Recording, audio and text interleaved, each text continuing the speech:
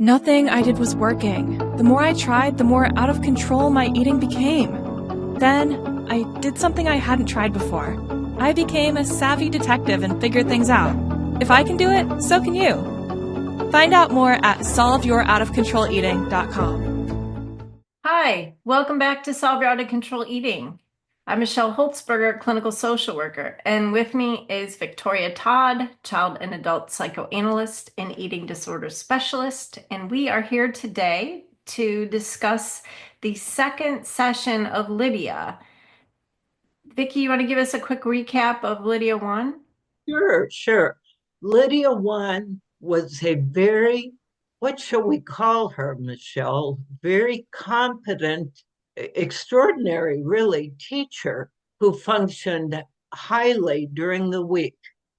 She ate healthy, she worked out, she had good interactions with her students. Teacher of the She was, Year. yes, she was even up for the Teacher of the Year award. But when the work week would end, everything would go to hell in a handbasket. When she would go home on Friday night, everything would fall apart. And she would try very hard to provide some structure in her weekend, but she would, in my estimation, be overwhelmed by aloneness and go respond to that by engaging in binge eating. Okay, so now we're going to hear her part 2 of her therapy session, and then Vicki and I will debrief afterwards, and I think everyone will be surprised to hear some of her insights. I really don't think therapy is working for me. Hmm, Nothing's changed. I'm still eating healthy all week and then blowing it on the weekends. It's frustrating beyond words. I'm sure it is. I know you're trying to help me, but maybe I should just go on medication. Maybe talk therapy. It's just not cutting it. I don't know. I'm sorry you're so frustrated, Lydia. But can you tell me about the past week? Nothing new. I'm like a robot. Get up, go to work, go home, repeat. The only thing different this week was my doctor's appointment. What about that? The doctor sent me in for a stress test because my dad had major heart problems and died relatively young. Actually, he died in his late 30s, which is why the doctor wanted me to get checked. But everything was fine. You've never told me about your family. It was just me and my mom and dad. What were your parents like? My dad was sickly. That's really all I remember about him. Coughing all the time, couldn't do much. My mom is an extremely anxious woman. She was always scared out of her wits that my dad was going to die, always on the verge of tears. I have this one really vivid memory of her in the kitchen standing in front of the cabinets. She was shoving food into her mouth nonstop. I remember her eyes. They were glassy, vacant. I could see her, but she wasn't really there. Where do you think your mother went? My dad was scheduled for surgery. She kept saying, "What am I going to do? What am I going to do?" I guess she meant, "What am I going to do if he dies?" because she was terrified of the thought of losing him. I guess she had to get away from it all. Do you think that you might do the same thing? Maybe use food to get away from something scary or painful? I'm just so lonely. I stay busy all week, but the minute I get home on Friday night, I'm so tired. I need rest. But my empty house, I put the TV on right away for the sound of voices. I feel like the world has been destroyed and I'm the only one alive. It's intolerable. Friday nights are the worst because I have the whole weekend of nothingness to endure. It reminds me of when my dad died. Oh, I'm so sorry. How old were you when he died? I was 10. My mom was so depressed, silent, lifeless. But eventually she got better, got a weekend job at a department store. Then I was really all alone. Wonder if it felt like your whole world was destroyed and you were the only one left. Yes, I didn't have the words to describe it back then, but that's exactly how I felt. How did you deal with the, what should we call it? The abyss. How did you deal with the abyss? I turned on the TV. I ate whatever I could get my hands on, and the weird thing is that I didn't really enjoy any of my weekend treats. I almost go into a trance like I watched my mother do when my dad died. Well, Vicky, I think that therapy session really delivered everything we hoped it would. It surely did. It surely did. And it started out very predictably. She talks about her frustration. She's going to give up on therapy. It's not cut out for her. She's just going to go on medication. And again, she talks about her weekly routine in almost robotic manner, but she also describes herself as a robot. I get up, I go to work, I go home, I repeat. But that very routine that she describes almost as if it's boring is so helpful to her. It really keeps her focused and on track. And when it all falls apart is when there isn't routine. And you and I talked the last time, Michelle, about how very important routine is to people who have trouble with anxiety. Sure, sure. Routine is important, but I do want to also just say, I mean, how common is this dynamic where the person comes in for therapy and tells us that, that's it, we can't help them, there's nothing to it, they just need medicine, there's not anything else going on deeper. I mean, Exactly. Can you just prescribe some medication for it? This isn't working. All this talk about my behavior being meaningful, it's not. It's just mindless eating. We hear it all the time, and it absolutely is not true. And Lydia proves it for us yeah, during the exactly. second session. I mean, she's going on about how boring her life is. And before we even get into that, I forgot to mention in the last session, I noticed and didn't comment on the fact that there's talk about interaction with the students that she enjoys. There's no mention of family, there's no mention of friends. So in this one, we at least hear about family. And how the ball gets rolling is she goes to that doctor's appointment. She sure does. Yep, and it And just brings back all of the memories of the dad, the mom, the dynamic that happens there. exactly. I wondered if Lydia, we don't know her age, but she must have been maybe close in age to Dad's age when he died, maybe somewhere around there. Anyway, the doctor fortunately sends her for tests, and then she starts recalling about her home life. And she starts with the dad. He's sickly, coughing all the time, couldn't do much. The mother's an anxious mess. She's scared out of her wits that the dad's going to die, always on the verge of tears. But then she really hits pay dirt because she remembers that vivid memory. Do you remember? Yeah, with the mom just standing there looking glassy-eyed and shoveling food into her mouth, just like what Lydia said happened to her over the weekend. Right. And the therapist asked her, "Where do you think your mother went?" Well, her father was scheduled for therapy, and she was terrified he was going to die on her. Well, he was scheduled But for surgery. yes. Yeah, Oh, I'm surgery. sorry, I said therapy.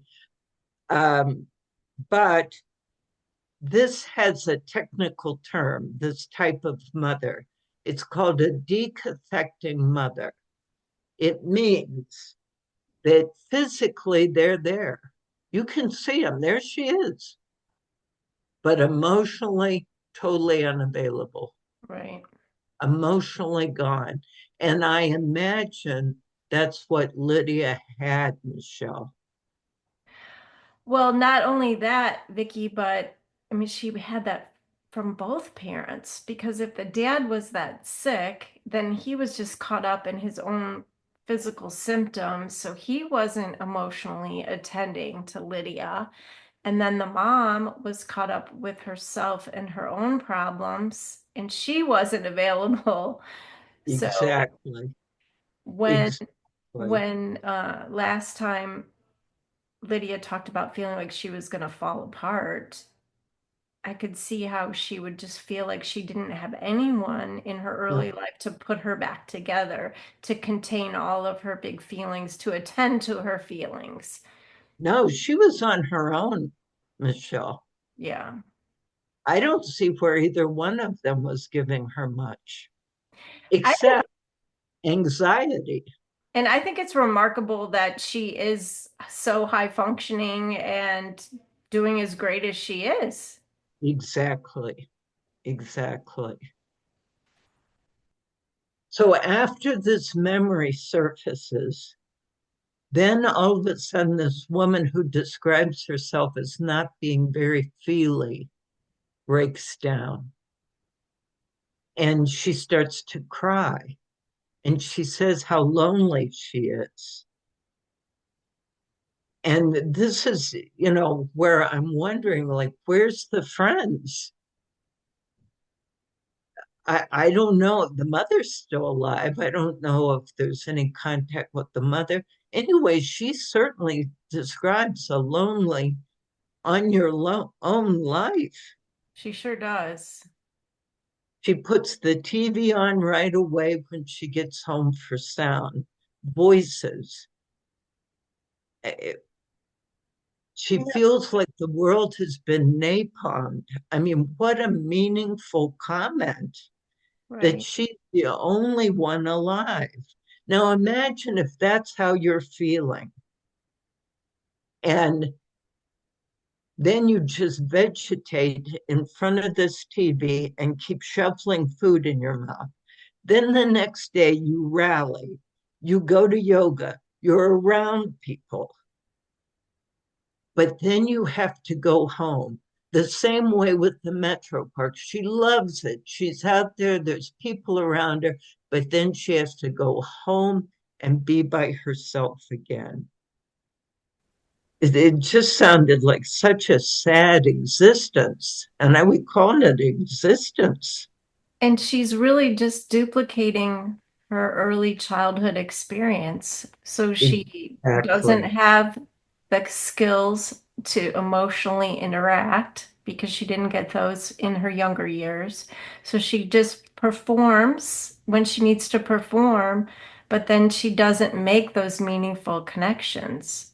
Right, right, And that leaves her all alone. So her therapy is so important because when she gets in touch with those feelings, not only is it going to free her up from the food that's stuffing it all inside, but it's going to free her up to help her once again or help her begin to make real meaningful interactions with people. right.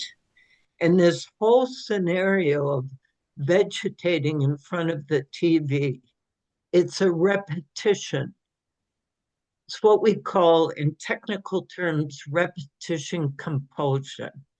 What you don't repeat, what you don't master, you repeat.